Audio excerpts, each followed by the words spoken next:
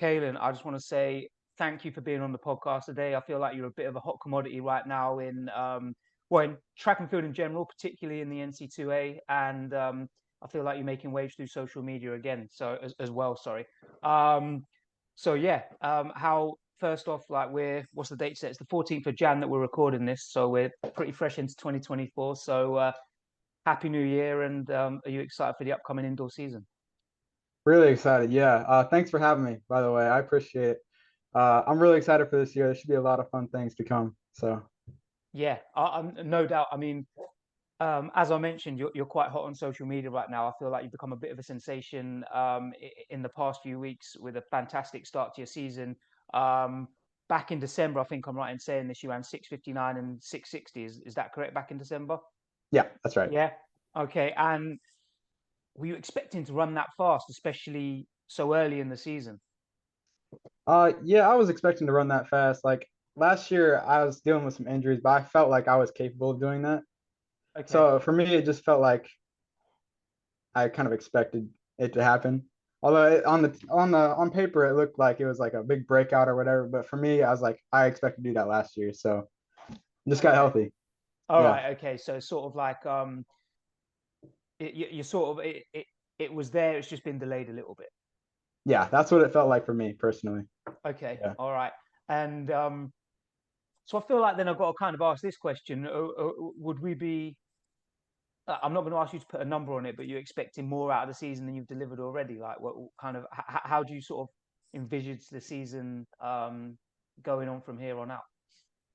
Yeah, I feel like I have a lot more to give. And me and my coach, we felt like it was a sloppy race. I didn't execute as well as I would have liked. I didn't run through the line. I mean, it's the first race. I mean, even if you ran a perfect race, your first race is going to be slower than your first in your race at the end of the season. You're just going to develop naturally, and you're going to get faster. But yeah, I felt like I could have executed it better. I actually was coming off a surgery uh, this summer, so I really didn't get much fall training at all. So like I'm still training and just kind of coming into form. I just kind of threw this race out there, just like I'm feeling good. Let's just put one out there and see what happens. So that was kind of like what we were thinking going into the meet. Okay, all right. And if you don't mind me asking you, are you able to kind of elaborate a little bit on the surgery and kind of what was the issue that kind of led to that? Yeah, so actually it was an injury that was caused by like it was kind of a side effect from another surgery that happened the year before on my foot. Right, So this surgery, I had actually heard it running up the bank in Arkansas, right. and I just kind of jammed it on the. I didn't fall, but I kind of just jammed it on the bank, and it like from my understanding, like it caused there to be like some bad tissue in my knee, and I had some pretty bad tendonitis for the entire season. And like if you could think about doing like a squat, I couldn't do a squat. Like I would get to like half, and I would just crazy pain. And I was pretty much dealing with that for the whole year. That's kind of what I was talking about too. With I just needed to get healthy. I felt like I could do it last year, but yeah. So I pushed through it the whole year. It wasn't like so bad where I couldn't run. Like I could still make a pretty good impact on the team. Mhm. So I still ran, got through it. Once I got to the summer, I knew I wasn't going to run trials or nothing. So I just decided to get the surgery. And so basically, what they did, it's called the 10x procedure. So Okay, it's a pretty quick surgery. I didn't go to sleep or anything. They basically numb me. They cut like a little tiny incision, literally like a quarter of an inch. mhm. And they take like a tube, kind of something like that. And they take an ultrasound and they scan for the bad tissue. They dig it out and it sucks it through the tube. And it kind of just like took all the bad tissue out. But then at that point, I didn't have really a whole lot of tissue in my knee. Okay, So then I was kind of just building it back up over the entire fall. Yeah. okay, So I just had, if I had to put a name on it, a title on it, I'd just say I had some like tendonitis in my knee, like some okay, pretty bad tendonitis. Yeah. My okay. patella. But that feels great now. Feels all good. Like surgery. I mean, it looks like it was successful, like based upon the results, and you're feeling good. Yeah. Yeah. I think it was definitely a good surgery. We have a lot of really good doctors up here. Yeah. Our Okay. staff is really amazing. So All right. Fantastic. And you're able to squat now. Yeah. I was actually squatting 315. I was repping that the other day. Okay. So it's feels really good. It's getting Oh, there.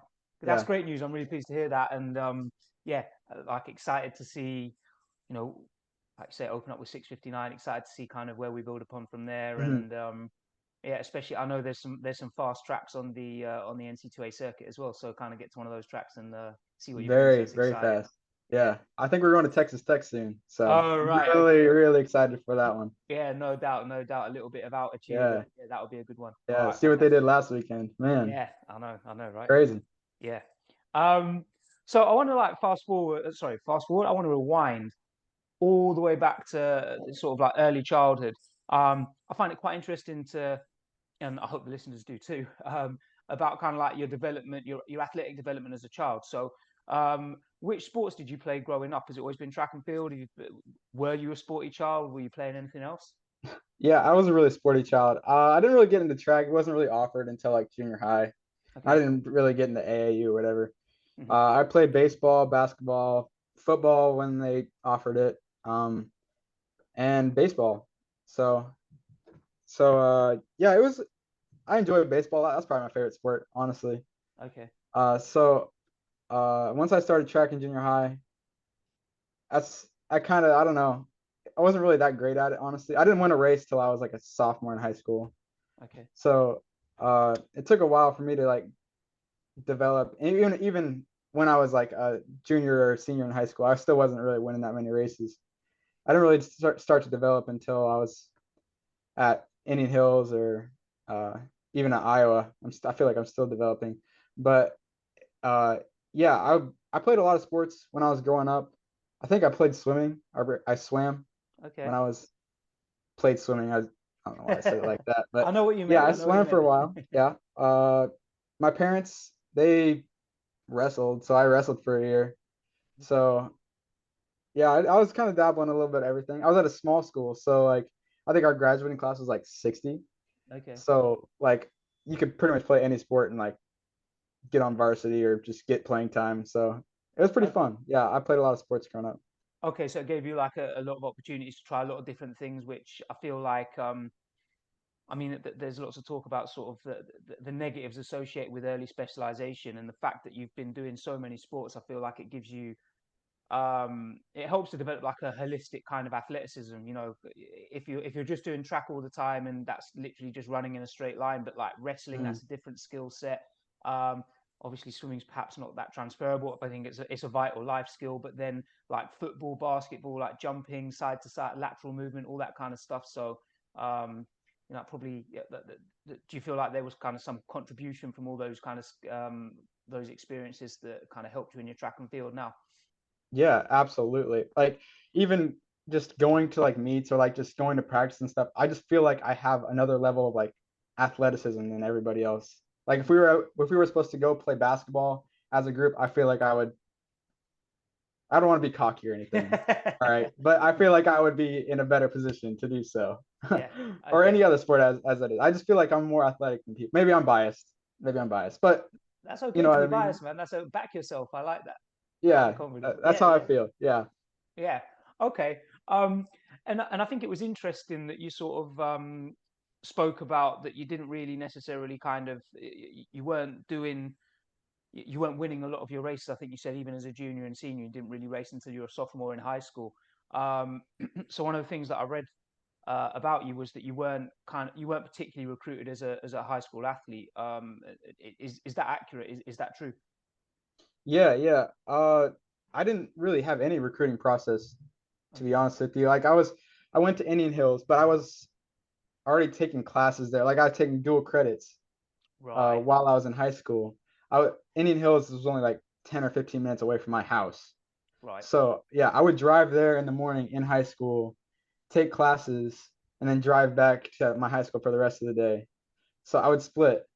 And I probably was going to go to Indian Hills anyway if I didn't run track. But yeah, I didn't really have many opportunities in sports. I had a couple looks in baseball, like D3s. I think like Central College uh and Pella, they wanted me to come play for them. Maybe a couple D3s for track. I think another NAIA bias wanted me to come take a visit. I didn't go, Okay. honestly. I took a visit to Indian Hills. That was my only visit I took. Right. And Okay. honestly, I was already there because of class. So I literally got out of class and just went and talked to coach. That was my visit. Right. There's Okay. really not much campus to even see. I already seen the whole campus. So yeah, there wasn't really much of a process. Yeah. But I'm a competitive guy too. So like I wasn't just gonna go there and participate either. Like I was going there to, if I was gonna do it, I was gonna do it. You know what I'm Yeah. saying? Okay. So it's So like it was quite a natural sort of transition and quite a natural progression for you to end up at Indian Hills, and they've got a good track pedigree as well, right? oh yeah, I was so lucky that they were right there. I mean, they just had Kenny right Yeah. before. Like I literally was messaging him in high school asking for tips because Right. he was literally right there. I don't. I mean, I think he messaged back one time, but I never talked to him after that. Even Right. today, Okay. I haven't talked to him. But yeah, I was so lucky that they were there. It was like even when I was at Indian Hills, I was living at home. Like Yeah. Okay. I would just drive from home to class or practice and then go back home. Yeah. So it was such an easy transition. It was perfect. Yeah. And it was just I'm so lucky for that situation. Yeah. Yeah. Yeah. Sounds super convenient. Okay. Absolutely was. Um, and I mean, so going back through your mile split page, kind of looking at the progressions that you made time wise, it looks like once you started at Indian Hills, you made some really great improvements. What do you think it was necessarily about that situation and maybe the training that you were doing there that kind of helped that kind of helped that process happen? Yeah, I feel like even just coming out of high school, I felt like I was pretty raw. Like I feel like it was somewhat easy to develop Okay. me as an athlete if you're coaching me Hmm. because I didn't really like I didn't know how to run. I was running for fun pretty much. Well, I wasn't running for fun, but I just didn't know what I was doing really. Hmm. You know what I'm saying? So in that context, I feel like it was pretty easy to develop me. But also I just worked on being just coachable and the just doing what coach says, taking care of myself outside of the track, not doing like stupid stuff. I know we had a super good group. Everybody was so positive. Everybody worked hard. Everybody wanted to be there, and I think that attribute it a lot to that as well. Okay. Yeah, So I mean that sounds like a sort of like a positive hard working environment. I guess that's absolutely uplifting for was. everybody involved. Yeah. Was it like sort of like quite a common trend that people that started at Indian Hills, like typically because of that positive environment that you've just outlined, that I don't want to say everybody, but it was quite common for people to make pretty good improvements once they started training there. Yeah, it absolutely was. I think it all starts with the coach, Brent Ewing. He's the only coach that was there when I was there, and he's still there. He coaches pretty much all the running groups. I don't think he does Right. cross country anymore, Okay. but yeah, he goes sprints all the way up to mid distance. Okay. And I think he dabbles in a little distance too. But Okay. he's there all day long, and I was die on this hill. Nobody in track and field puts in as much effort as him. Right. He lives in Ankeny, which is 2 hours away from Ottumwa, where Indian Hills is. He makes the commute every single day. He's the first one there, and he's the last one to leave. There's groups going on all day long. He's there for all of it. And you know what? You'll never, ever hear him complain about any of it. He Right. wants to be there every day. He comes with a positive attitude, Yeah. and he always puts us first. Yeah. And it all starts with him. He's an amazing guy, and you know, I would back him for anything. What do they say? Not all superheroes wear capes is kind of a situation Yeah, like that, and he'll right? never ask for any like acknowledgement. Like, you know what I'm saying? Like he's just that type of guy. Yeah. Yeah. Yeah. Yeah, I Track think needs it to all be starts like with that. him Yeah. for Okay. sure. All right. Yeah. Fantastic. And so you're now currently in your. Are you in your first year at Iowa now? Is that right? Or you're in your second year at Iowa? This is my third year at Iowa. This is your third year at Iowa. Okay. Yes, Okay. it's my third year. Um. So I'm really interested to kind of figure out like what a typical week of training looks like for you at the moment at Iowa. Obviously, I know it's going to vary depending on the time of year and Hmm. it's going to, you know, you've already mentioned that you had like some knee issues last year and stuff like that, and kind of recovering from surgery, and that's going to impact it. But like, are you able to kind of give us like a broad outline what like what like a Monday might look like, and a Tuesday, and so forth throughout the week? Yeah. So Monday we typically try to go high like 3 times a week. Mm-hmm. So we try to go high Monday, Wednesday, Friday. We lift Monday, Wednesday, Friday as well. Monday we normally get some top speed, like max velocity, and I would do some like maybe fly 30s or fly hundreds, and try to get like up above like 95% effort, Yeah. like 95 to 100%, like some quality work, like maybe like 3 or 4 reps, but like we're hitting it, you know. Yeah. Okay. With pretty And good then recovery then, I'm guessing as well. exactly, yeah. And Wednesdays, a lot of times is like some speed endurance, so like some like longer stuff, uh, maybe some like 150s, something like that. 150, 180, 120. I think that's one workout that we do. Okay. And then on Friday, we normally come back and we do blocks or like an acceleration power day. Okay. So that's kind of like what like the general like framework of it is. Yep. But at the same time, coach, this is something interesting about what we do is he's so based off of what we feel. Like he'll send out the form, but we can like I can go to practice tomorrow and I can tell him I'm not gonna work out. I feel like crap. And he's like, all right, let's just move it to Tuesday, move it to Wednesday, let you recover, and we'll hit it hard when you're feeling good. And I feel like that really gives me an opportunity to get in quality work while like focusing on staying healthy and avoiding injuries. Yeah. Okay. Absolutely. I can imagine that that's quite empowering for you as well. Like it feels like you've got a say in what you're doing. You're Mm-hmm. actively a part of the process. Um, and also, I think that like it's great that to have that kind of sense of trust and communication, and that's gonna make you feel more comfortable going to coach and saying, I'm not feeling it today. I'm not Mm-hmm. feeling good. Can we push it back? So it sounds like you've got a great relationship with coach there as well. Absolutely. Yeah, Yeah. absolutely. Yeah. And then just listening to what you were saying about like the Wednesday workout. So again, it seems like on those high days, the emphasis again is really on quality, because you said I think 180, 150, 120. So that's again just kind of 3 runs, which I would Mm-hmm. assume is again probably off quite a long recovery. Is that fair?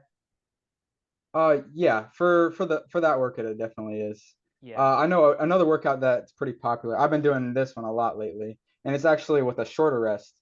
We will run like 60s, and we'll just run 60, and we'll time it. So we're pretty much going like 90%, 90, 95%, and we'll walk back and do it again. And we'll do it in sets. We'll just do like 2 or 3 sets of three, and it's pretty much the same thing essentially, but you just have like a walk back rest and you just pair the 360s together, take the long rest, and hit it again. And then once you're fatigued enough where you can't hit a certain time, then we're just calling it.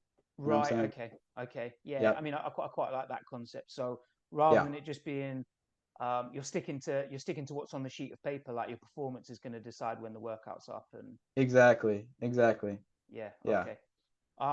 And then, sorry, I apologize. I've just got one more question about your Friday You're workout. totally So fine. Yeah. yeah, no, I love this information. I think it's really Yeah. interesting, and I hope the listeners appreciate it as well. Um, so you've given sort of like good examples of like your max V session on a Monday, your speed endurance session on a Wednesday. Are you able to kind of do the same for what an acceleration workout might look like on a Friday?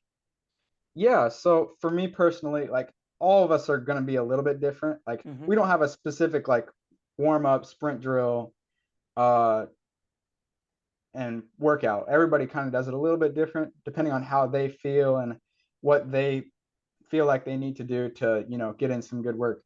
So for me personally, I like to, do my warm up, do some like something to shake out, get the blood flowing, get all the, the skips and Yeah. the sprint drills and the ground stretches and the wall stretches. And then I like to do some like activation exercises. Hmm. For me, I feel like it helps with like the explosion and just like the poppiness Hmm. of like my muscles. So I'll do those, and then I like to do like some sleds for also like some activation just to get me primed and ready to go. I don't like going straight from like the warm up straight to like hammering blocks as hard as I can. Right. I feel like there has to be something in between there. Bridge So I that like to do gap. some sleds, like some like 20-meter sleds. I'll probably do like 4 of them. Okay. And then I go to the blocks. We normally do a contrast. This is like our normal block workout. Hmm. We'll do a contrast. So we'll go 2 sleds, 2 blocks, and back to the sleds and back to the blocks. And we'll normally like stretch them out to like 30 meters. Okay. And yeah, that's normally our workout. Normally we'll do like uh 3 sets of 2 blocks, 2 sleds, Okay. or maybe 4 sets, depending on how we feel. And it's the Okay. same thing. It's emphasizing like the quality of the workout. If we're tired, then we're done. And that's how we roll. So Okay. Yeah, that sounds really good. I love all the information, and I think that like for me, yeah, I coached a bit of D3 track for the past couple of years. I'm not doing it now, but I did in the past, and I think nice. that Yeah. I 100% emphasize the quality of the work. I just think Yeah. that's more important than just getting in what I would call like junk volume. If you're focusing on volume, then I, I don't have a problem with with doing a lot of work, but I think Yeah. it's got to be appropriate work. It's got to be quality work, and if the Hmm. quality's gone, then I think then you're kind of missing the point. So yeah, I'm loving everything that you're saying. Yeah. Um, and then so those are your 3 high days, and then what about like Tuesday, Thursday? I'm assuming you're doing something on on some other days as well. What kind of might fall in between those high days? Yeah. So for me, like everybody does it a little different for Hmm. us, Hmm. just depending on what they need. And they like different people respond to different things. Hmm. But for me, Tuesday, I normally do like 4 like stride hundreds, like light, very light tempo. And then I'll do the other half of my tempo workout on a bike, like an elliptical. Yep. And like all of our guys do some variation of that. Right. A lot of people do like we call it the curve treadmill. I don't know if Yeah. you're familiar with Yeah. I that. know what you're Yeah. talking about. Yep. So they'll hop on there and do some type of like tempo workout on that. Or like some people stay completely on the bike. Some people just do regular tempo. But yeah, that's kind of what I do. I like to split it a little bit Hmm. because that's just kind of what I found makes me feel good for the next day, which is pretty much the goal of the whole thing. Yeah. Just maybe get in a little tempo, but we're really trying to feel good for tomorrow's workout Yeah. so we Yeah. can, get the quality that we're looking for. Yeah, no, 100%. That makes sense. Kind of set you up for those, like you say, those high days. Exactly. That's where you're going to get the improvement in your sprint speed. Hmm. So yeah, it makes sense to set that up.